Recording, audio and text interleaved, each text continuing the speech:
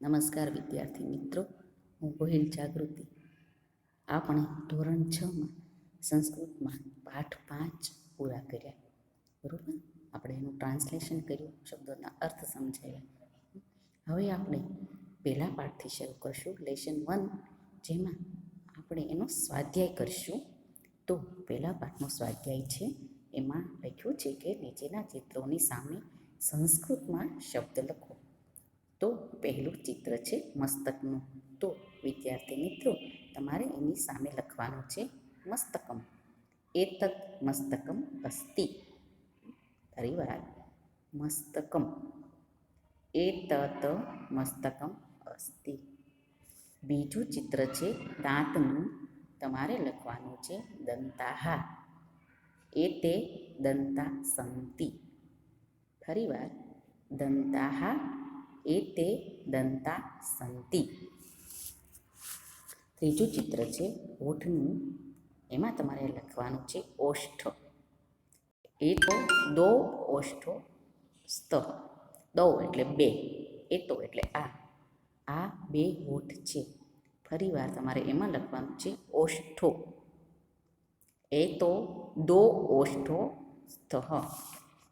ચોથું ચિત્ર છે કાનનું. તમારે એની સામે લખવાનું છે કર્ણ. એશ કર્ણ અસ્તિ. એશ કર્ણ અસ્તિ. આ કાન છે, એનો અર્થ એવો થાય. પછી પાંચમું ચિત્ર છે આંખનું. નેત્રમ. આંખની સંસ્કૃતમાં કહેવાય છે નેત્રમ. એતત નેત્રમ અસ્તિ. આ આંખ છે. પછીનું ચિત્ર છે હથેળીયું. તમારે એમાં લખવાનું છે કરતલમ. કરતલમ એટલે કે કર એટલે કે હાથ, તલમ એટલે તળિયું, હાથનું તળિયું એટલે કે હથેળી. કરતલમ. એતત કરતલમ અસ્તિ. આ હાથનું હથેળી છે અથવા હાથનું તળિયું છે. કરતલમ. એતત કરતલમ અસ્તિ. પછીનું ચિત્ર છે પગનું. તમારે એમ લખવાનું છે ચરણ. ચરણ એટલે પગ. ફરી વાર, ચરણ. એશ ચરણ અસ્તિ. આ પગ છે. ચરણ. એશ ચરણ અસ્તિ. તો આ શરીરના અંગોના નામ લખાઈ ગયા. હવે તમારે પ્રશ્ન 2માં આવવાનું છે. અહીં વિવિધ અંગોના નામ આપ્યા છે. તેની નીચે આપેલા 3 વિભાગોમાં વર્ગીકરણ કરવાનું છે, એટલે કે એના પાર્ટ પાડવાના છે. જેમાં જે લાગુ પડતું હોય એ લખવાનું છે અને શુદ્ધ ઉચ્ચારણ સાથે બોલવાનું છે.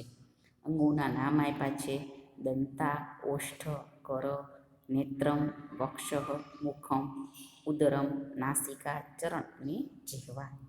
પછી એક નીચે કોઠો આપ્યો છે, એમાં મસ્તકના અંગો, ધડના અંગો અને હાથ પગના અંગો. એ તમારે જે ઉપર આપ્યા છે એમાંથી શોધી અને લખવાનું છે. તો વિદ્યાર્થી મિત્રો, સૌથી પહેલાં આપણે જોઈશું મસ્તકના અંગો. તો પહેલાંમાં લખશું, મસ્તકના અંગોમાં લખો દંતા, ઓષ્ઠો, નેત્રમ, મુખમ, નાસિકા, જીહવા. ફરીવાર, મસ્તકના અંગોમાં દંતા, ઓષ્ઠો, નેત્રમ, મુખમ, નાસિકા, જીહવા. પછી આવે છે ધડના અંગો. તો એમાં આવશે વક્ષ એટલે કે છાતી, ઉદરમ એટલે કે પેટ. એમાં 2 જ આવશે, વક્ષ અને ઉદરમ. ફરીવાર, વક્ષ, ઉદરમ. પછી છે હાથ પગના અંગો. એમાં પણ 2 આવશે. પહેલું છે કર, કોણીથી નીચેનો હાથ. કર એટલે કોણીથી નીચેનો હાથ. અને બીજું છે ચરણ. ચરણ એટલે પગનો પંજો. હાથ પગના અંગોમાં 2 આવશે, કર અને ચરણ. ફરીવાર જોઈ જઈએ તો મસ્તકના અંગોમાં દંતા, ઓષ્ઠો, નેત્રમ, મુખમ, નાસિકા, જીહવા. ધડના અંગોમાં વક્ષ, ઉદરમ. હાથ પગના અંગોમાં કર અને ચરણ. તો તમારો આ પહેલો સ્વાધ્યાય પૂરો થયો. Thank you.